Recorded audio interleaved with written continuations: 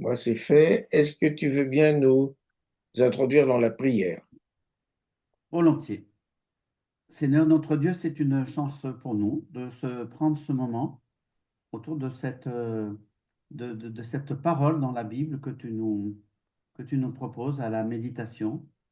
Et nous te prions que cette fois-ci encore, nous découvrions des choses, réfléchissions à des choses et que nous nous laissions toucher par ta grâce, par ton amour, par ta volonté et par ta sagesse pour nos vies.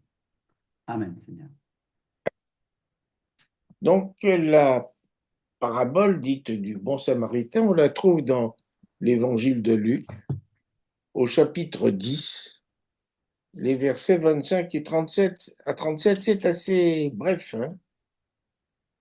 Et voici qu'un légiste se leva et demanda à Jésus pour l'embarrasser, Maître, que dois-je faire pour avoir en partage la vie éternelle?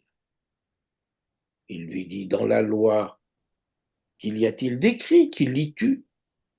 Et celui-ci répondit, Tu aimeras le Seigneur ton Dieu de tout ton cœur, de toute ton âme, de toute ta force et de tout ton esprit, et ton prochain comme toi-même. Tu as répondu juste, dit Jésus. Fais cela et tu vivras. Mais lui, voulant se justifier, dit à Jésus, Et qui est mon prochain? Jésus reprit, un homme descendait de Jérusalem à Jéricho. Et il tomba au milieu de brigands qui, après l'avoir dépouillé et roué de coups, s'en allèrent, le laissant à demi-mort. Un prêtre, par hasard, descendait par ce chemin. Il le vit, prit l'autre côté de la route et passa. Pareillement, un lévite survenant en ce lieu le vit, prit l'autre côté de la route et passa. Mais un samaritain, qui était en voyage, arriva près de lui, le vit et fut touché de compassion. Il s'approcha, banda ses plaies en y versant de l'huile et du vin, puis le chargea sur sa propre monture, le conduisit à l'hôtellerie et prit soin de lui. Le lendemain, il tira 2 deniers, les donna à l'hôtelier en disant Aie soin de lui, et ce que tu auras à dépenser en plus, c'est moi qui le paierai lors de mon retour. Lequel de ces trois, à ton avis, s'est montré le prochain de l'homme tombé aux mains des brigands? Il répondit Celui-là qui a pratiqué la miséricorde à son égard. Et Jésus lui dit Va, et toi aussi fais de même. Alors ce passage a en fait deux parallèles approximatifs dans les autres évangiles, chez Matthieu et chez Marc. Mais trois différences importantes rendent la version de Luc vraiment particulière, spécifique. Tout d'abord, Luc situe cet épisode au cours de la montée de Jésus vers Jérusalem, alors que les deux autres le placent un peu plus tard, entre les rameaux et la Passion, 2 jours avant l'arrestation de Jésus. D'après Marc et Matthieu, c'est Jésus qui, répondant à la question d'un pharisien ou d'un scribe, énonce les deux principaux commandements, énonciations qu'approuve, selon Marc, le scribe interrogateur. Et puis enfin, Luc est le seul à illustrer ce dialogue par une parabole. On peut croire qu'il s'agit du même événement, rapporté différemment par deux traditions orales. Quoi qu'il en soit, il semble bien que l'intention spécifique de l'évangéliste Luc, plaçant cette péricope lors de la montée vers Jérusalem et vers la croix, est de nous éclairer sur la personne et le rôle du Christ. Le dialogue qui en sert la parabole met aux prises deux interlocuteurs, Jésus et un légiste. On ne sait si les disciples, qui étaient présents dans le passage immédiatement précédent, se sont retirés ou sont témoins muets. Jésus est donc confronté à un légiste. Ce terme est propre à Luc. Dans les évangiles, on ne le retrouve qu'une seule fois, chez Matthieu, dans le passage parallèle que je mentionnais tout à l'heure. Et Luc emploie également les termes de docteur de la loi et de scribe.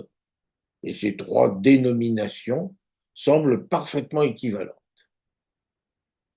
À l'origine, le scribe est un fonctionnaire lettré assumant des fonctions de secrétariat dans l'administration royale. Durant l'exil, alors qu'il n'y avait plus d'administration royale et que la conservation du patrimoine religieux devenait critique, les scribes se virent confier la tâche de recopier la loi, exercice qui ne souffrait pas l'à peu près. D'après le chapitre 2, d'après le chapitre 3, 34 de 2 Chroniques, ils se recrutaient essentiellement ou majoritairement parmi les Lévites. Toutefois, Esdras était prêtre scribe. Et progressivement, après le retour d'exil, leur parfaite connaissance des textes et les longues années consacrées à leur étude leur donnèrent naturellement autorité pour enseigner la loi, l'interpréter et l'appliquer à des situations concrètes, religieuses ou civiles. Et ils finirent par se poser en guide spirituel. Alors, je parlais des longues années d'études. Ce n'est guère avant l'âge de 40 ans qu'on leur octroie le titre de rabbi, c'est-à-dire maître. On voit là combien Jésus, appelé maître à 30 ans, dut impressionner ses contemporains par son enseignement. Les scribes ne sont pas tous pharisiens. Les pharisiens constituent l'un des courants de la pensée religieuse judaïque à l'époque de Jésus. Ce sont généralement des laïcs, des civils, qui ont donc des activités professionnelles profanes, qui prétendent suivre scrupuleusement les préceptes d'une loi dont ils ne considèrent pas être les spécialistes. Ils s'appuient pour ce faire sur les enseignements et les interprétations des scribes. Donc on peut être bien entendu à la fois scribe et pharisien. Depuis l'époque d'Alexandre le Grand, les scribes sont présents au Grand Sanhédrin, aux côtés des grands prêtres, membres des 4 familles sacerdotales, et des anciens, chefs des grandes familles laïques. Le Grand Sanhédrin était une assemblée de 71 personnes optées, dont le président prenait le titre de Nassi. Il détenait le pouvoir suprême en matière législative, il lui incombait notamment la rédaction de la Mishnah, et en matière judiciaire. Or, la possibilité de condamner à mort était une prérogative du gouverneur romain. Les évangiles et les actes des apôtres nous ont laissé les noms de 3 Sanhédrites, Gamaliel, Nicomède et Joseph d'Arimathée. Les 2 premiers étaient avec certitude pharisiens. Qui donc est ce légiste? On ne dit rien de lui. Il n'est même pas nommément désigné. On ne sait pas s'il était membre du Sanhédrin ou simple rabbi. Sa tendance théologique non plus n'est pas précisée. Était-il proche des Sadducéens, partie de la caste sacerdotale supérieure, et de l'aristocratie, qui ne croyaient pas en la résurrection, ou bien, comme le plus souvent, des pharisiens qui y croyaient.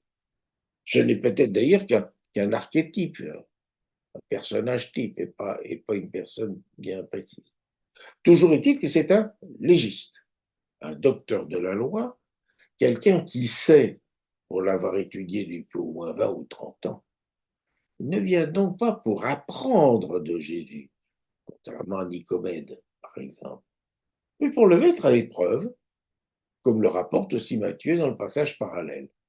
Que vaut ce que proclame ce petit genou au regard de la loi?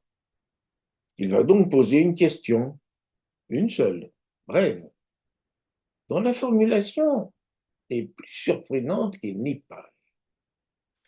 Que dois-je faire pour recevoir en partage la vie éternelle? On peut être étonné de l'apparent égocentrisme de notre légiste. Que dois-je faire pour recevoir? La démarche est donc individuelle, ne concerne que le seul demandeur à la recherche de la martingale infaillible qui ne peut résulter que d'un savoir-faire. Hein. L'activisme a toujours la prime. Et pour qui l'avoir, comment acquérir, posséder, semble primer l'être. Je voudrais quand même tempérer cette impression.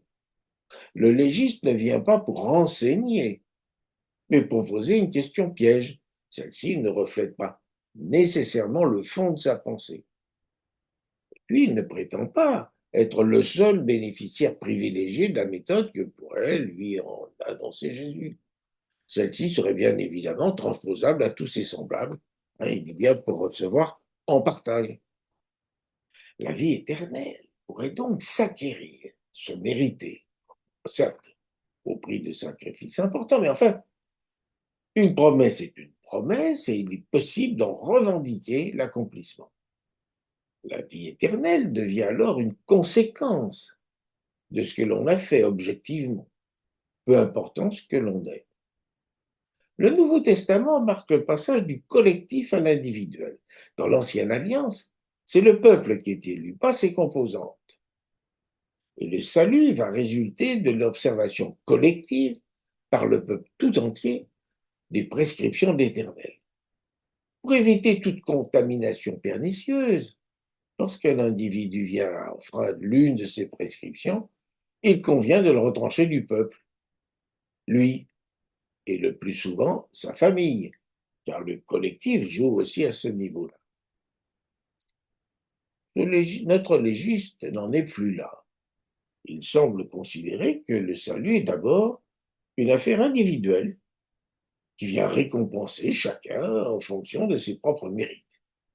Il est donc offert à tous, descendants d'Abraham comme prosélytes, à tous ceux qui veulent sincèrement se conformer à la volonté de Dieu. Notre légiste n'en est pas encore au salut par grâce, qui mettra en péril tout l'édifice social si chacun pouvait faire comme il veut sans sanction. Où donc est le piège dans la question? Je le vois possible à deux niveaux et peut-être les deux à la fois. Comment Jésus va-t-il pouvoir concilier les prescriptions divines et le peu de cas qu'il semble en faire en pratique? Et puis Jésus est-il partisan ou adversaire de l'idée de la résurrection? En tant que fils autoproclamé de Dieu, son avis est plus qu'intéressant. Il pourrait, le cas échéant, servir d'argument pour étayer la position du légiste sur ce point lors de ses discussions avec ses homologues. En bon dialecticien juif, Jésus répond à la question qui lui est posée par une autre question. Et là, comme parfois, il va ramener son interlocuteur à son propre système de valeurs, que Jésus ne va pas critiquer, ne veut pas lui dire qu'il n'a pas compris, c'est pas ça qu'il est autrement. Il le renvoie à lui-même. Tu crois, très bien, est-ce que tu fais ce que tu prétends croire?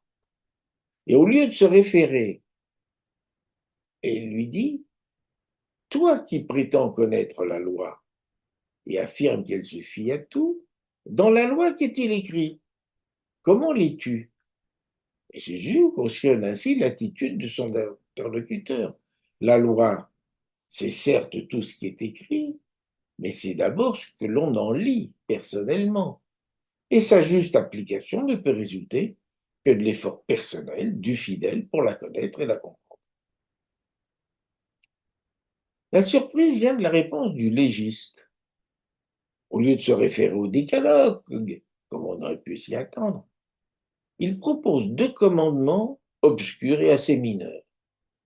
Alors, les commandements juifs sont si nombreux, et parfois contradictoires, qu'il est très difficile de les respecter tous avec la même rigueur. Au cours de la première moitié du IIIe siècle après Jésus-Christ, le rabbin Simlai, le premier, recensa 613 commandements. Et au XIIe siècle, Moïse Maïmonide, immense médecin, philosophe et théologien espagnol, en arrêta le décompte définitif. 365, tu ne feras pas, comme le nombre de jours dans l'année est solaire, et 248, tu feras, comme le nombre des parties du corps humain. Et seuls 4 de ces commandements parlent d'aimer. Et encore, le 37e prescrit de ne pas aimer le proche parent qui incite à adorer d'autres dieux. Il n'y a donc que 3 commandements qui prescrivent d'aimer. Le 4e, aimer Dieu. Le 13e, 13e, aimer son prochain comme soi-même, pour tout autant qu'il soit juif. Et 14e, aimer l'émigré. Tu aimeras le Seigneur ton Dieu de tout ton cœur, de toute ton âme, de toute ta force et de toute ta pensée. Tu aimeras ton prochain comme toi-même. Tels sont donc les deux commandements centraux mis en avant par le légiste. Si on imagine que l'épisode qui est rapporté ici est historique, il paraît peu probable que le légiste ait fait cette réponse.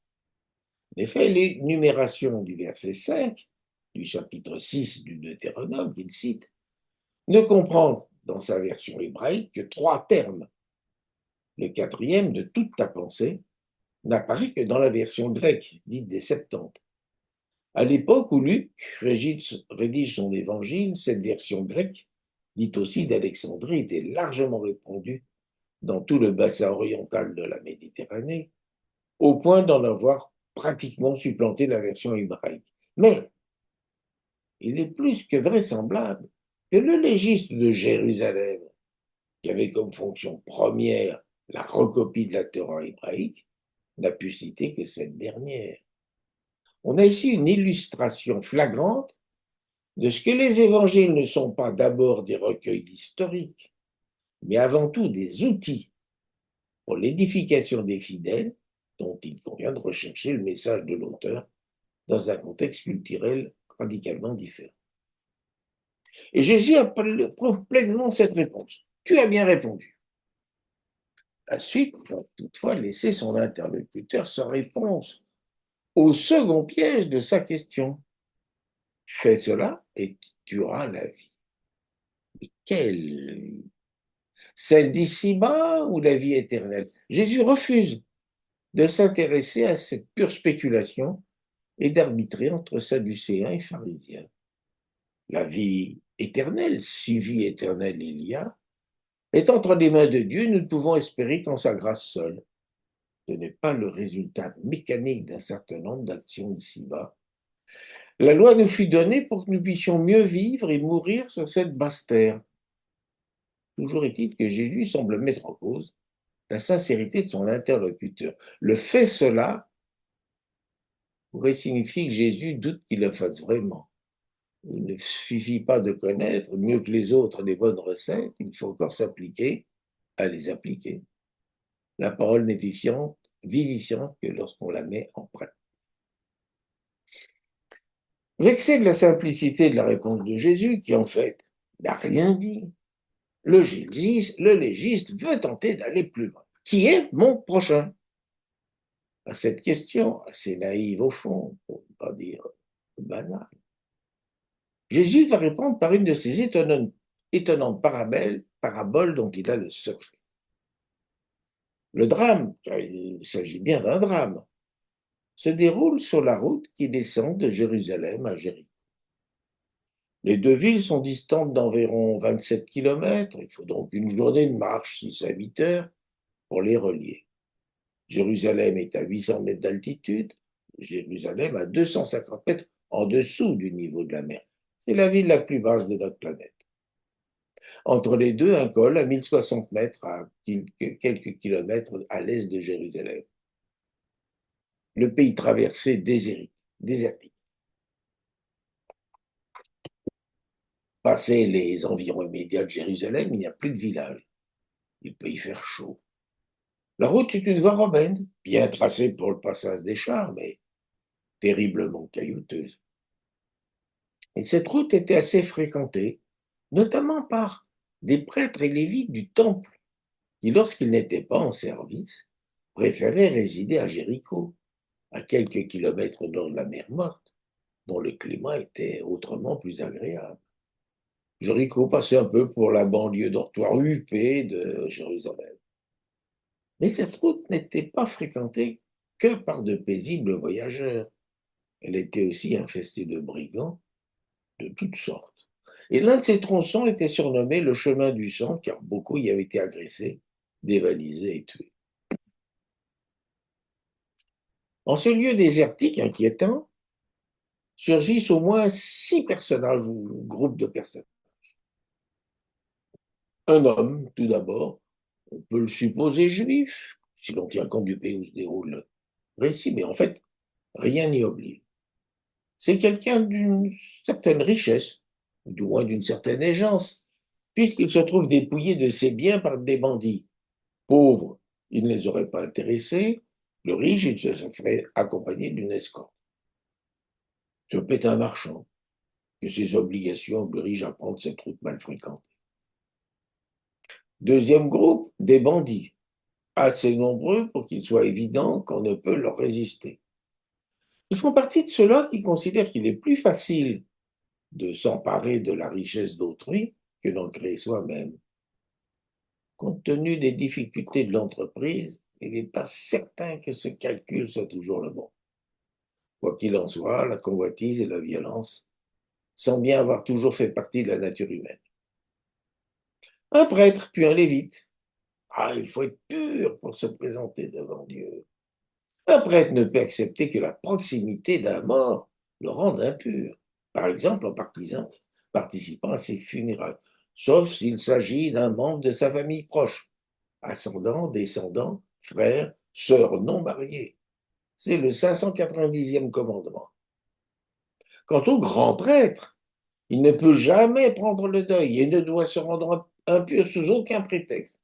Il ne peut ni toucher ni accepter la présence d'un cadavre sous son toit, fût-ce celui de son père ou de sa mère. Ce sont les 588e et 589e commandements.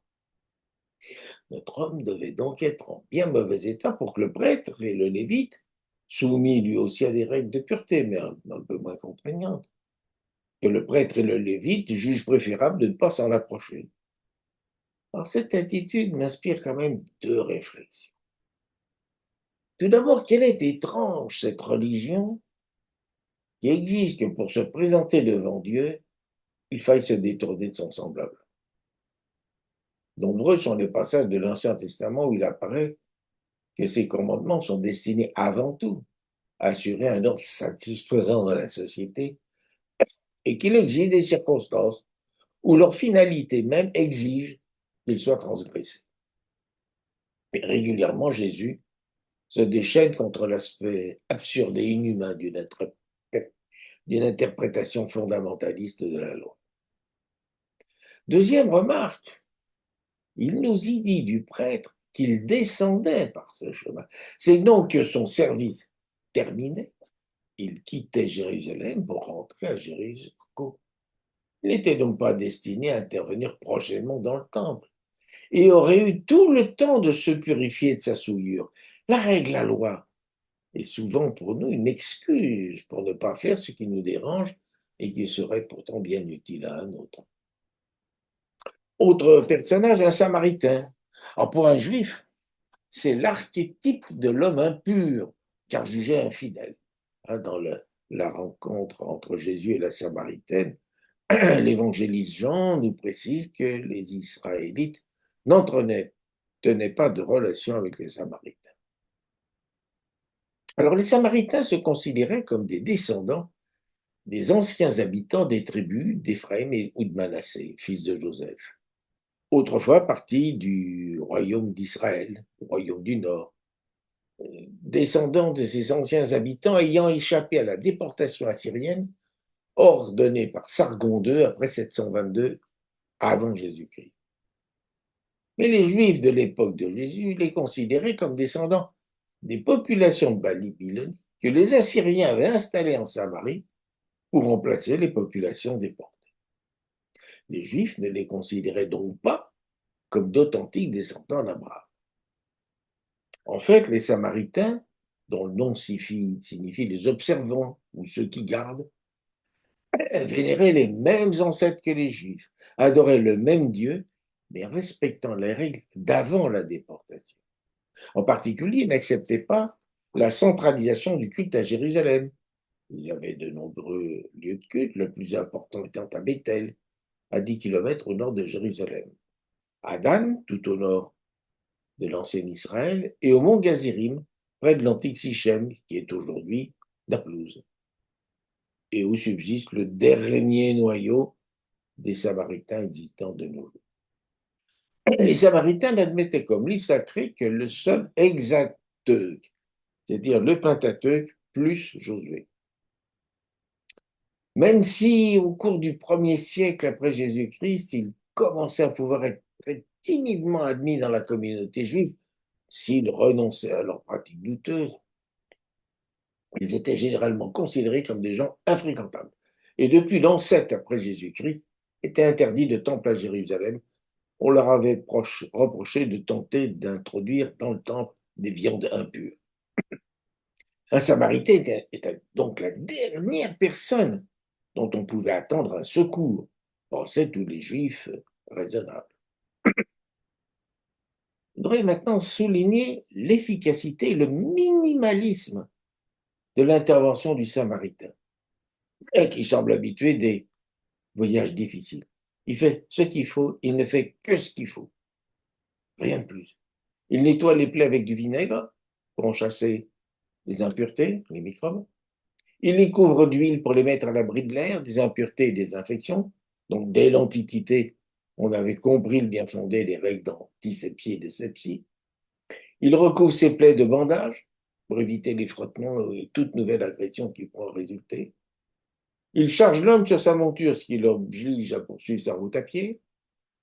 Il le dépose en lieu sûr, dans une auberge, probablement à Jéricho, à proximité, parce qu'il n'y a pas de village avant.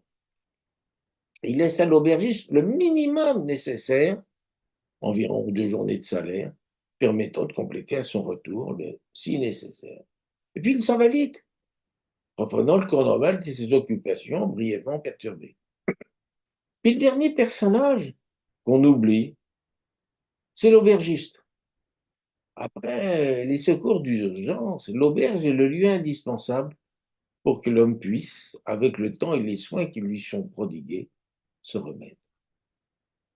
Alors, il fut un temps où l'on tenait, à propos de chaque parabole, à en percer le symbolisme. Le vigneron, c'est Dieu. La vigne, c'est le monde. Les serviteurs, ce sont les prophètes. Le Fils, c'est le Christ, etc. Alors, pour intéressante que soit cette méthode, elle présente 2 inconvénients. Elle a tendance à figer notre vision, notre compréhension de la parabole, alors qu'il faut sans cesse chercher à en approfondir le sens, et elle a aussi un peu tendance à en occulter la dynamique. Alors moi, on peut essayer d'appliquer cette méthode à la parabole du bon samaritain avec cette réserve, que ce n'est que l'un des moyens qui nous sont donnés pour tenter d'en comprendre le sens. L'homme, c'est vous, moi, tout être humain.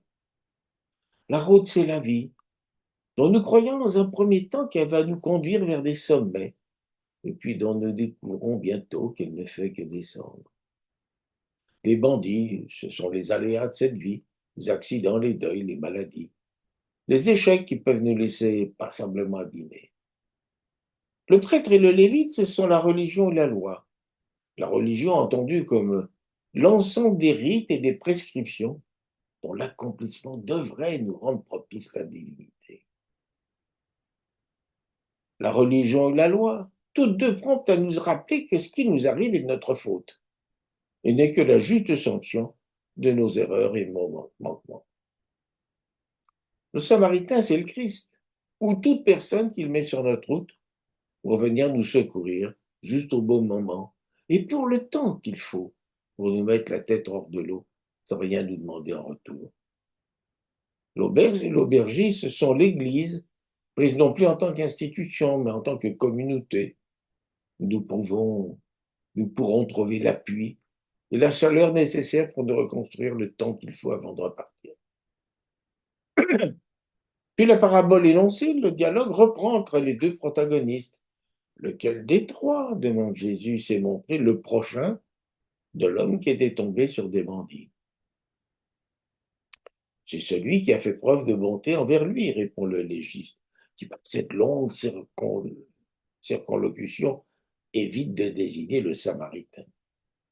Alors selon cette parabole, bien selon cette parabole, parce que Matthieu 25 nous propose une définition toute différente, plus conforme à notre conception traditionnelle. Mais selon cette parabole, celui qui s'est montré mon prochain, ce n'est pas celui que j'ai secouru, me permettant de faire étalage de ma bonté, de mon dévouement et de ma puissance. Et pourquoi pas de me prendre pour le Christ. Le prochain, c'est celui qui s'est approché de moi et m'a secouru. C'est celui qui m'a vu dans un état pitoyable, m'a considéré que je devais être secouru. Le Christ d'abord, mais aussi mes frères humains, chrétiens ou non. C'est vers eux que doit aller ma reconnaissance, ma gratitude. C'est eux que je dois aimer. Va et toi aussi, fais de même, conclut Jésus. Il nous est difficile de reconnaître qu'on s'est trouvé dans une situation impossible.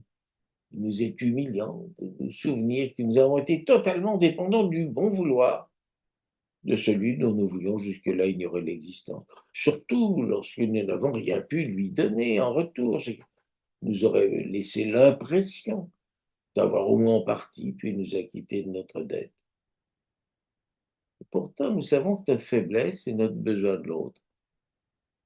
On ne peut imaginer de société où chacun donnerait sans cesse, sans jamais recevoir.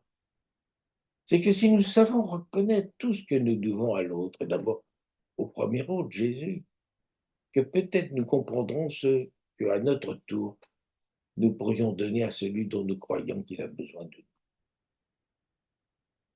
nous. Voilà pour ce soir.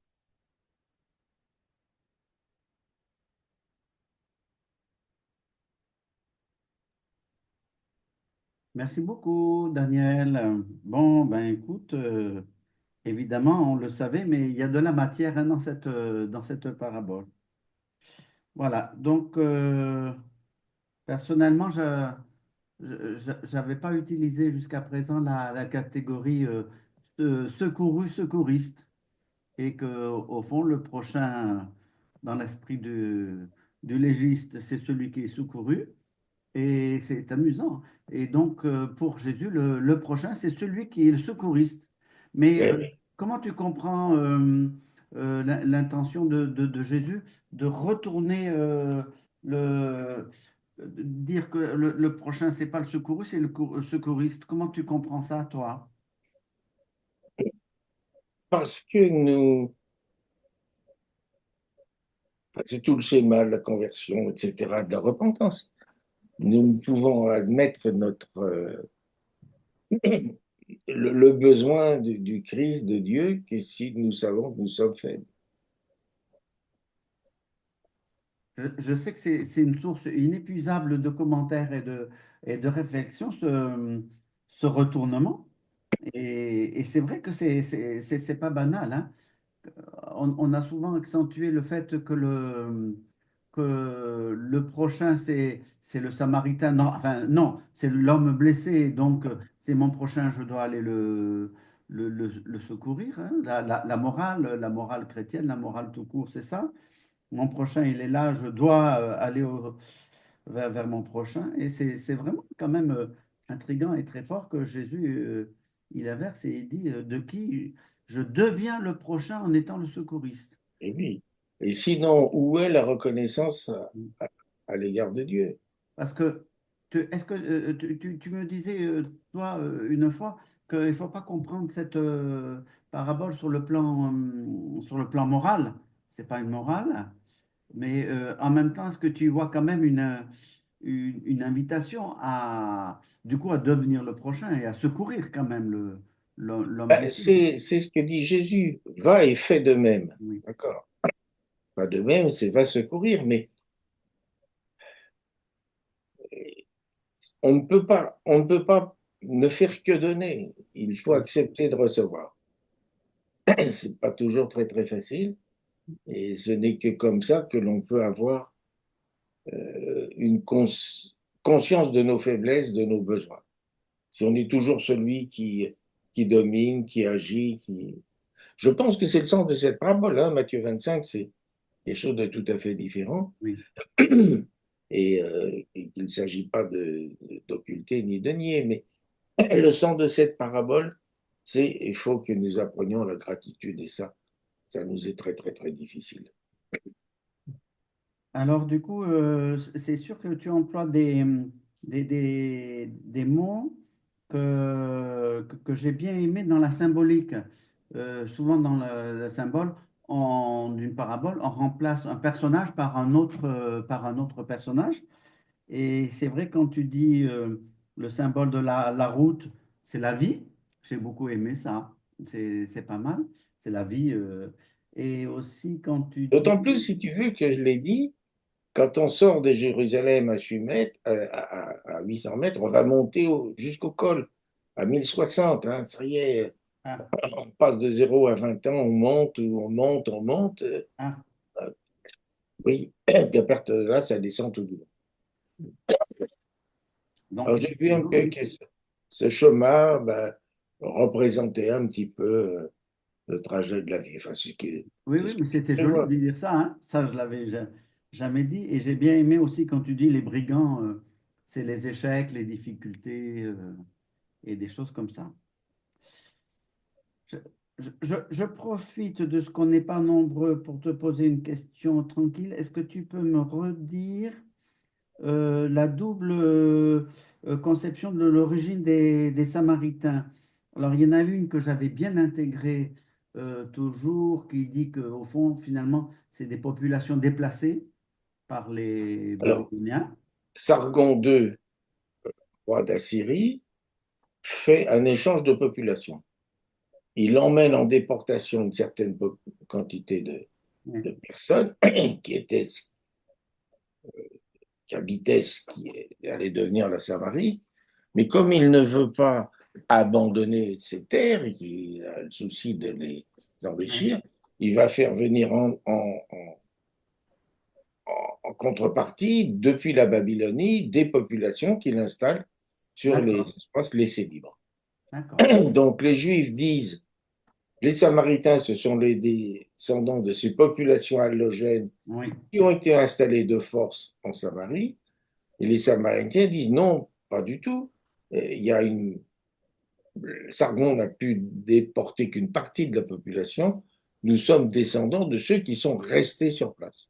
ah, C'est toujours leur théorie. Alors, il y a toujours, en nombre extrêmement réduit, des Samaritains qui sont basés, enfin, de nos jours, qui sont basés à Naplouse, l'ancien Sichem, et qui ont toujours comme mont sacré les Gazirim. Leur problème, c'est que ils se réduisent. Il y a peu de naissances. Alors, il y a eu un accord qui a été passé avec le rabbinat de Jérusalem qui a admis que les Samaritains puissent épouser des jeunes femmes juives ah, pour ah, pouvoir un petit peu perpétuer cette, ah. cette, ce groupement. Voilà. Et donc, la version sur laquelle ils sont quand même descendants de deux tribus, a gagné du terrain et a convaincu finalement le judaïsme. Oui, ils se sont laissés convaincre. Hein. Ce qui est très curieux, hein, ils ont l'Exateuch, hein, c'est-à-dire Pentateuch plus le livre de Josué. Ce qui est écrit après, ils ne connaissent pas. D'accord, d'accord. Non, c'est intéressant, hein. C'est intéressant qu'ils existent encore. Voilà. Et bon, tu le sais peut-être pas. Alors, du coup, les Samaritains, ils savent forcément qu'on parle d'eux dans cette parabole, oui, forcément. Et ça doit être quelque chose pour eux, hein, de savoir que dans la lecture chrétienne, ils sont montrés en exemple. Oui, oui, bien sûr. Il y a deux, trois passages dans les évangiles. Oui. L'autre majeur, c'est la rencontre entre Jésus et la Et les Samaritaine, à Samaritains. l'occasion duquel on rappelle que les Israélites n'ont pas de relation avec les Samaritains. Et que justement, Jésus, lui, va dialoguer avec une femme en plus. Enfin, c'est tout à fait anormal. Voilà, très bien. Et ma dernière remarque, c'est effectivement ce passage du salut collectif, c'est le peuple qui a été sauvé. On voit bien ça, être enfant de Dieu, c'était faire partie de l'alliance. Et le fait que le légiste, donc, le docteur de la loi, il demande qu'est-ce que je dois faire pour être Ah oui, sauvé. absolument. Ça, Et, et c'est vraiment un changement très, très, très profond. c'est fondamental. On passe du collectif, le peuple est sauvé, le peuple est condamné. Tu vois tous les textes Oui, des prophètes et des poètes de oui. l'Ancien Testament, on parle du peuple, le peuple, le peuple. Et oui, mais alors du coup, on voit vraiment qu'il y a un vide de 400 années, sauf erreur, entre l'Ancien Testament et le Nouveau, parce qu'il y a un changement très profond, il s'est passé quelque chose, c'est pas venu tout seul ce changement. Alors, là, nous sommes en faute. Nous croyons que la littérature hébraïque, elle se limite à l'Ancien Testament. Ah oui, Or, c'est faux. Il y a eu une prolifération de textes dans tous les sens. Il y a tous les travaux des Esséniens, il y a tous les travaux des Gnostiques, il y a tout mm, ça. Et puis, ça a continué à travers les siècles après Jésus, hein. Donc, oui, voilà, ça a évolué. Alors, comment exactement oui, on est oui, passé de ces deux notions? Mais déjà, si tu veux, apparaît la notion de résurrection. Or, c'est vrai, l'Ancien Testament, hein, les ossements desséchés d'Ézéchiel, c'est une résurrection collective. Euh, et dans l'Évangile, on a bien l'impression que c'est une résurrection individuelle. d'accord. On voit qu'il y a des pages d'histoire dans nos Bibles traditionnelles qui nous manquent. Ah Peut-être oui, que la version catholique avec un peu plus. doit avoir plus de documents dans ce Oui, sens-là. avec les apocryphes, bien sûr, Oui. bien sûr. C'est Bon, eh pour ben, ça qu'il est intéressant oui, de regarder de près. Alors ensuite, on en croit ce qu'on veut, mais oui. faire comme si ça n'avait jamais existé, c'est pas très, très astucieux.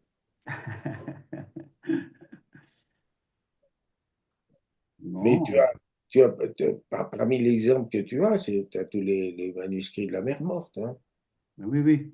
hein, qui Oui. remontent au premier siècle avant. Il y a une effervescence dans la réflexion religieuse. Les Esséniens euh, refusaient les sacrifices, n'allaient plus au temple, parce qu'ils considéraient qu'on avait complètement détourné la loi de son sens. Alors, D'accord, ils étaient d'accord. purs, etc., mais pas du tout à la façon des pharisiens. Oui. Il y a toujours dans les religions une discussion entre une version littérale et une lecture spirituelle des choses. C'est bien pour ça que j'ai insisté tout à l'heure en disant euh, la loi ou la religion, c'est pour nous aider à vivre et mourir.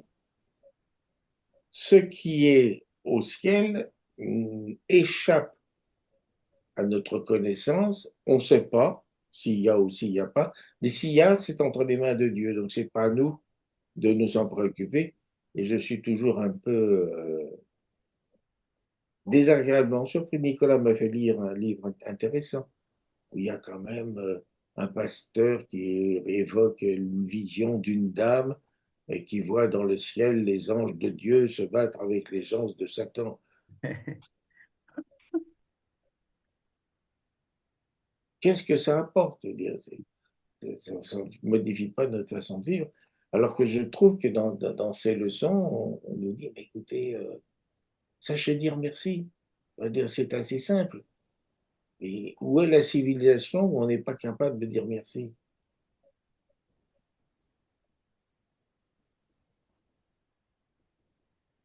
On s'est tout dit? En tous les cas, merci. Bon, ben, à dimanche, j'arrête l'enregistrement. Tout à fait. Merci beaucoup. Bonne fin de soirée. Pareillement.